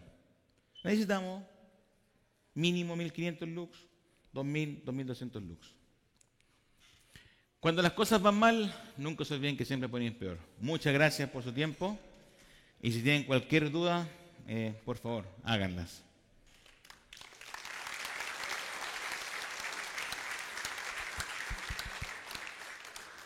Tenemos tiempo para algunas preguntas. ¿Quién es el primer valiente o la primera valiente? Aquí va el primero. Adelante.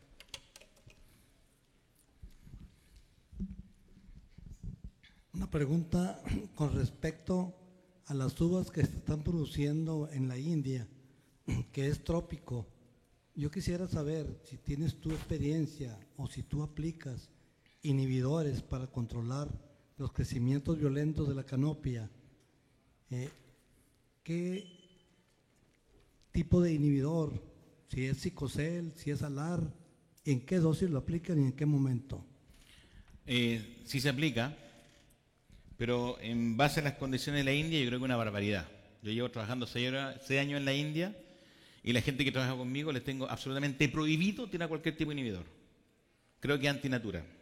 ¿Por qué? Porque la planta es una fábrica y si nosotros tratamos de jugar a ser Dios es cuando empezamos a provocar los problemas.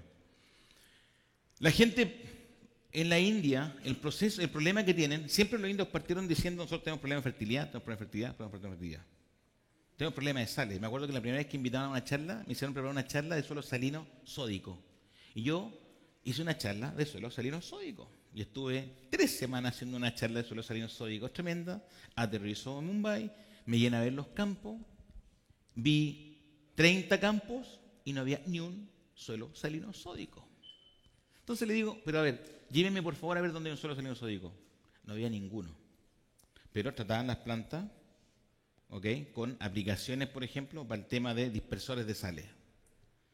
¿Ok? Podaban de una forma para tratar de tener 70 racimos por planta. No estoy exagerando. Y 100 también. Entonces el tipo me decía, feliz, me decía contento, no, yo ingeniero produzco 20 toneladas por acre. Así con el pecho así. Qué bien, pues le decía yo. Pero ¿cuánto te pagan por la fruta? O sea que al final este negocio no es de cuánto producimos por hectárea, es cuánta plata ponemos por hectárea. Y ahí se queda callado.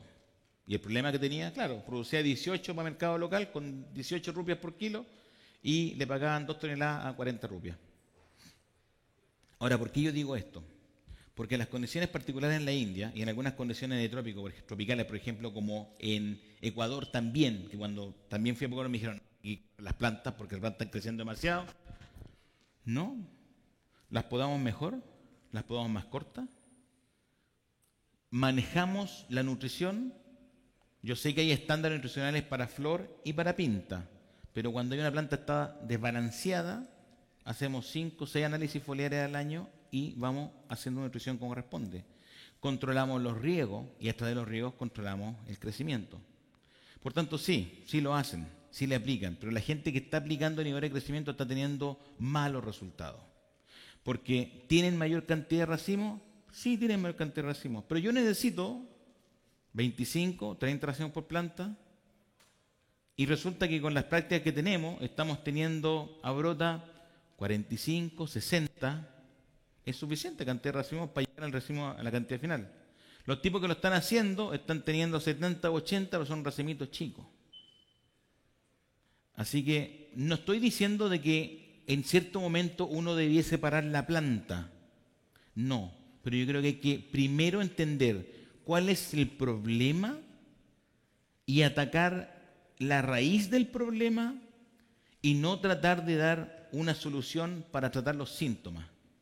Esto no es un virus, esto es más bien una bacteria. Uno la puede controlar, pero tiene que entender en qué fase está, cómo funciona para poderla parar. Si una planta está arrancada, ¿por qué está arrancada? ¿Porque el agua tiene nitrato? ¿Porque el suelo tiene mucho nitrógeno? porque le pusimos mucho amonio para formar la planta, porque estamos utilizando slow release ¿cómo se llama? Slow release, fertilizantes encapsulados que son principalmente amonio, que ojo, no son malos, aquí no existe ningún producto que sea malo, existen malos técnicos que recomiendan los productos afuera del lugar. Yo he hecho pruebas con Paco Ultrasol, hicimos una prueba hace un tiempo atrás y los resultados a mí no me gustaron. Dijimos, fuera. Entonces sí, se pueden ocupar, pero más que eso es entender por qué. Están usando un producto que se llama TILD, que es un tiazurón, que lo ocupan para parar las plantas y los resultados son horribles. Hemos visto, por ejemplo, los niveles de carbohidratos, porque hicimos análisis de raíces, plantas tratadas versus plantas sin tratadas, y todas las plantas tratadas muy por debajo de los estándares mínimos de carbohidratos. Entonces, no lo sé, tendría que ser una particularidad, pero en la India se está haciendo cada vez menos. Y de hecho, hoy en día conozco muy poca gente que lo está haciendo. Y porque la gente que lo está haciendo ha tenido malos resultados. Gracias.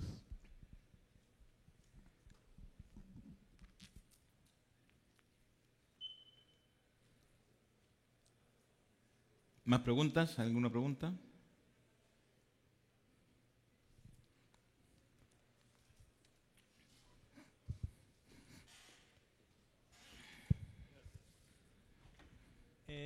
En la gráfica que mostrabas de yemas necróticas comparadas con el riego, con la forma de regar, veía que a pesar de regar, tal vez no es lo ideal, pero salía como reponiendo el 100%, sí. Aún había yemas necróticas. Sí, Quiere decir que es normal tener yemas necróticas. No hay una manera de... y salía en 3 promedio. Siempre va a haber un porcentaje de yemas que se van a morir. En un muestreo, en un universo de individuos, siempre van a haber individuos que van a tener problemas y que no van a sobrevivir. Eso pasa en los animales, pasa en las poblaciones, en todo. Y eso pasa. No lo tengo acá, tengo una presentación de riego, pero por ejemplo, con concentraciones de riego, ¿okay? Y es por eso que se hace el Management Allowance Deficit. ¿Cómo se llama esa cuestión aquí? Se llama manejo deficitario del riego. ¿Okay? Se ha visto que con un manejo deficitario de un 40% es donde se obtiene una mayor relación de raíz. ¿Okay? Ahora, eso quiere decir de que yo dejo que el suelo pierda una cantidad y yo estoy reponiendo esa cantidad. Pero no estoy reponiendo el 100% todos los días. ¿Por qué? Porque produzco una situación de anoxia. Y cuando produzco una situación de anoxia, yo induzco una muerte de yema. ¿Okay? Te puedo mostrar después si quieres la presentación y te la puedo ver, o te puedo mandar un email con la foto propiamente tal. Pero sí, efectivamente sí. La idea de eso era mostrar de que si se hace o se riega, efectivamente aumenta. Pero ¿cuál es lo ideal? Dentro de mi punto de vista, yo lo tengo bastante manejado en el tema de la India. Ocupo distintos porcentajes. Por ejemplo, depende del suelo. Si es un suelo, por ejemplo, arenoso, ¿ok? Brota a preflor, cuando tengo un 60-70% de flor, ocupo un 30%, ¿ok? Cuando tengo arenas que tienen una retención de aproximadamente 80 milímetros por metro. Si es una arena que es muy gruesa, ocupo 25. Si me voy desde 80% de flor a pinta, ocupo un 20%. Quiere decir que riego mucho más seguido. Si tengo un suelo que es un franco, le doy un 30% y después un 20%. Si tengo un suelo que es un arcilloso, le doy un 35 o 40 y después le doy un 30. Y si estoy en un sistema de doble poda, entre el día, se demora en poder bordar 21 días, desde el día 40 al día 60, para inducir un estrés controlado, para un tema de mayor inducción, le doy generalmente hasta un 40%, un 45% a un suelo que es de un loam para arriba, un suelo franco hacia arriba, y en el caso de la arena hasta un 35%. Esos son los mejores resultados que yo he visto. Y eso, claro, habría que adaptarlo a la realidad que existe acá. Eso va a depender del tipo de suelo, la temperatura y otro más. La cantidad de sal, evidentemente, pero eso habría que manejarlo, ¿no? Muy bien, gracias. Otra pregunta. Comentabas también de la lluvia que podrían aumentar el nivel de nitrógeno en las plantas por el nitrógeno, hacer disponible el nitrógeno del suelo, o podrías volver a Lo que pasa que comentar. depende, a ver, si tú tienes, por ejemplo, carbono, aproximadamente un 20% de eso es nitrógeno, y de eso un 1,5 va a ser nitrato, ¿ok? Entonces, si llueve, se solubiliza, y hay una cantidad de nitrógeno que pasa a ser en forma directa a la planta. Es por eso que, no sé si ustedes conocen a Peter Rath o al doctor Conray, son sudafricanos, determinaron que, por ejemplo, en suelos arenosos, cuando tú tienes menos de un 6% de arcilla y un nivel de carbono orgánico de un 0,7%, no fertilizar. Y es por eso, porque hay como la arena no tienen una capacidad de retención, cualquier cosa que esté ahí, si tú tienes agua, la planta la toma. ¿Okay? En el caso, por ejemplo, de un suelo que sea más pesado, que tiene una capacidad de intercambio catónico mayor, tiene un mayor contenido, pero también es más difícil sacarle al suelo un mineral o un catión, en este caso, respectivamente hablando. Lo que se ve es que cuando llueve, se solubiliza el nitrógeno que está en el suelo, la parte que es inorgánica se toma en forma inmediata, y también, si es que es mucho, por ejemplo, el agua, por forma coropétala, en forma pasiva, también entra nitrato. Y es por eso que te aumenta el nitrato y te aumentan los amonios. Si ustedes tienen, por ejemplo, acá, se pueden hacer, por ejemplo, pruebas de riego sin fertilizante, y ustedes marcan plantas, sacan análisis de esas plantas, de los mismos cargadores y todo, le ponen un riego, por ejemplo, de riego solamente, y después lo analizan después y van a ver cuál es la diferencia. Ahora, cuando hay lluvias, por ejemplo, como las de la India, son tormentas con mucha... son tormentas eléctricas. Y el agua contiene una pequeña parte no es mucho, pero contiene una pequeña parte de nitrato. Y tienen que mirar, por sobre todo, la cantidad de nitrato que tiene el agua. Yo en zonas, por ejemplo, en Western Cape, el nitrato varía. Yo luego hago análisis de agua todos los meses que yo tengo. Hacemos instrumentos y vamos midiendo. Porque si ustedes tienen 20 partes por millón y están regando 6.000 o 7.000 metros cúbicos por hectárea, multiplican eso por 0.226 y eso multiplicado por 0,001, esa es la fórmula, multiplicado por los metros cúbicos, les va a dar que están poniendo como 0,8 a 1 kilo de nitrato por riego. Entonces, hay que hacer esas consideraciones. Tienen que saber cuánto nitrato hay en el suelo.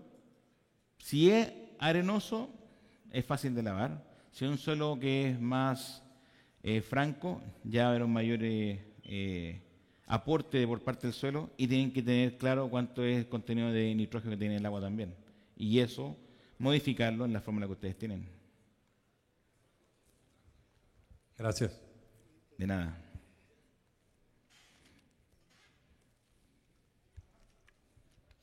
Allá hay un caballero que hace una pregunta.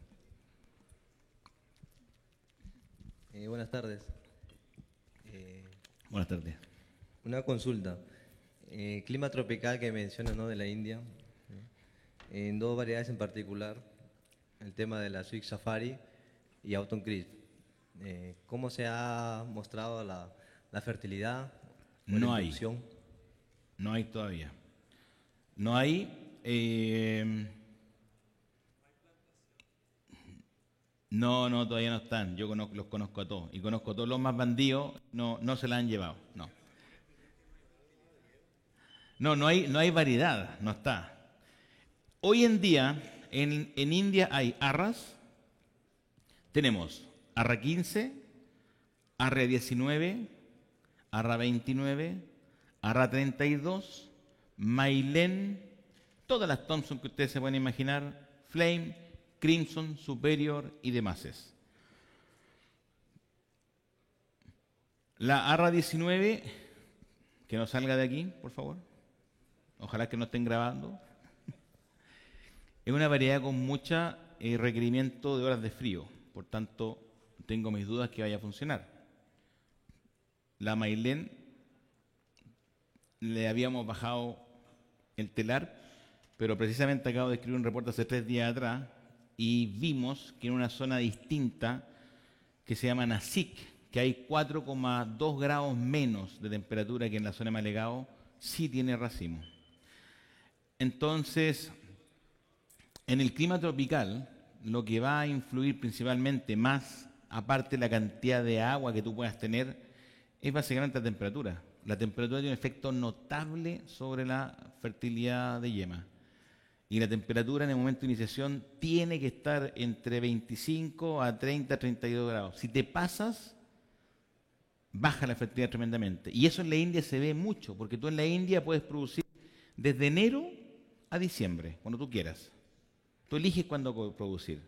Pero yo he visto, nos damos el trabajo con productores, por ejemplo, decimos, ok, este se puede dar en tal fecha, este 15 días después, este 15 días después, este 15 días después, y vemos que los que han hecho poda de fundación, que es la segunda poda, recuerden que allá lo que se hace, se cosecha, y el día que se cosecha se bajan todos los cargadores a una yema. Se tira Dormex y se hace brotar la planta nuevamente para producir un segundo ciclo en el cual no se va a hacer fruta, pero se va a hacer un proceso de iniciación. Y todas esas personas que han podado y que el día 40 después de esa poda, que equivale a la fecha de floración del ciclo de producción única, que tienen temperaturas decentes, porque en la India siempre hace calor, nunca hace frío, que tienen temperaturas más cercanas a los 32, 33 grados, son personas que tienen mayor cantidad de fruta. ¿Okay? Los que podan, por ejemplo, tarde y se van al día 40, en junio y julio, que tienen todos los días sobre los 43 grados, tienen menos fruta. Y eso es un efecto inequívoco, tremendo, de una muestra de cómo la temperatura afecta sobre la fertilidad de una planta. Pero lamentablemente no le puedo responder la pregunta porque las variedades que ustedes me dicen aún no están allá.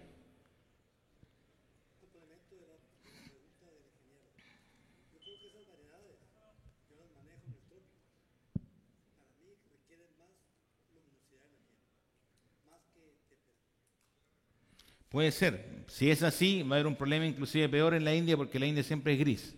Porque hay poca luminosidad. En la India hay muy poca luminosidad. Aquí en el trópico lo máximo son 37 grados.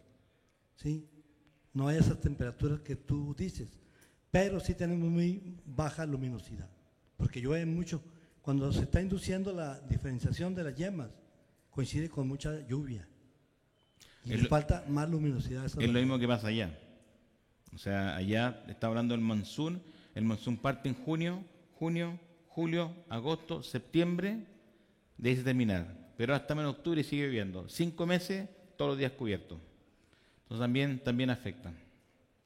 Qué bueno que no lleven esas variedades porque no les va a producir.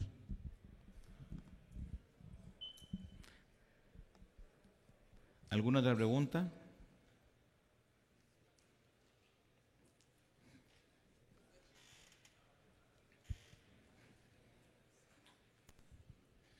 Buenas tardes.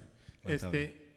Estoy estresado con el tema, pero lo que vi o lo que poco que entendí aquí fue que la mayor parte de los estreses de la planta es principalmente las buenas prácticas agronómicas. Nos salimos mucho de las buenas prácticas y es como se estresa la planta.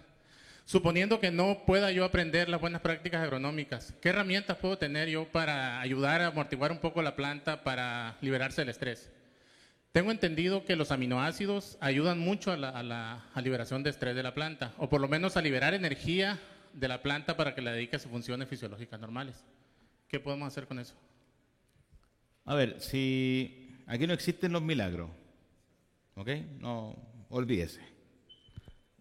Y yo sé que hay mucha gente de compañías químicas acá y no es por la intención de ser negativo. O sea, si uno tiene un problema a nivel de estrés, tire lo que tire, está perdiendo plata. Partamos de esa base. Va a haber una eficiencia mucho menor a la que habría en condiciones normales.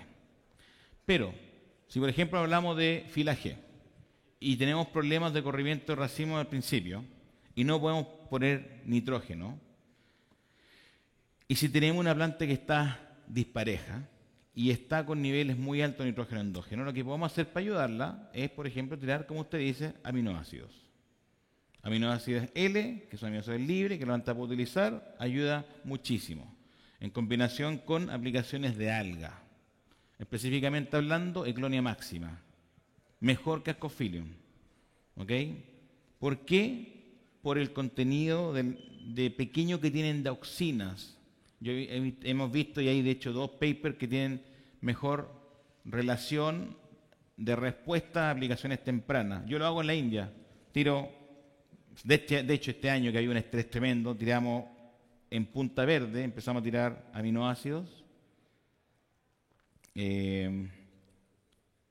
Kelpac, Camab, y en los casos muy estresados, ácido ortosalicílico, y las respuestas fueron tremendas en cuanto a expresión de racimo, largo racimo, fruta muy, muy, muy buena.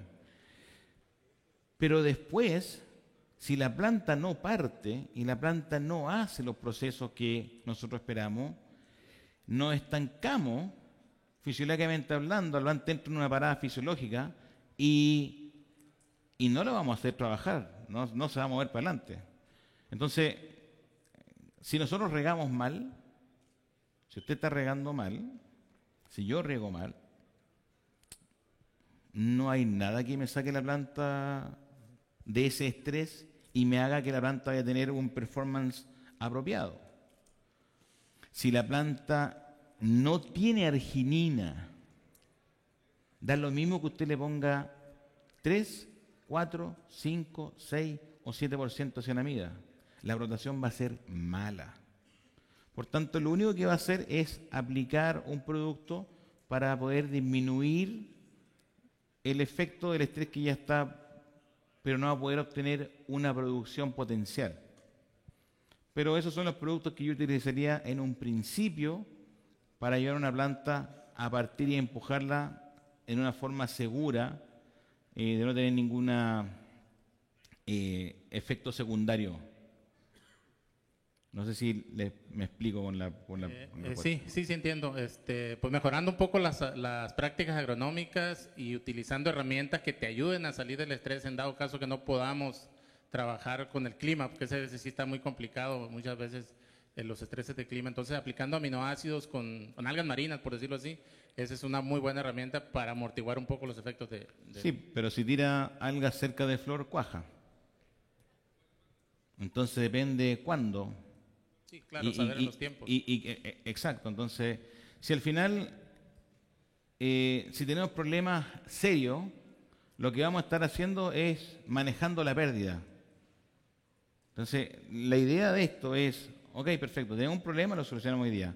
Pero lo que hay que entender realmente aquí es cuál es el problema, cuál es la raíz del problema y cómo ponemos una estrategia para no estar en esa misma situación el año siguiente.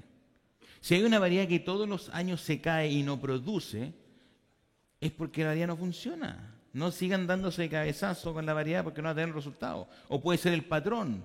Por ejemplo, súper interesante en esto que estamos conversando, Doddridge, Paulsen versus Freedom y Harmony.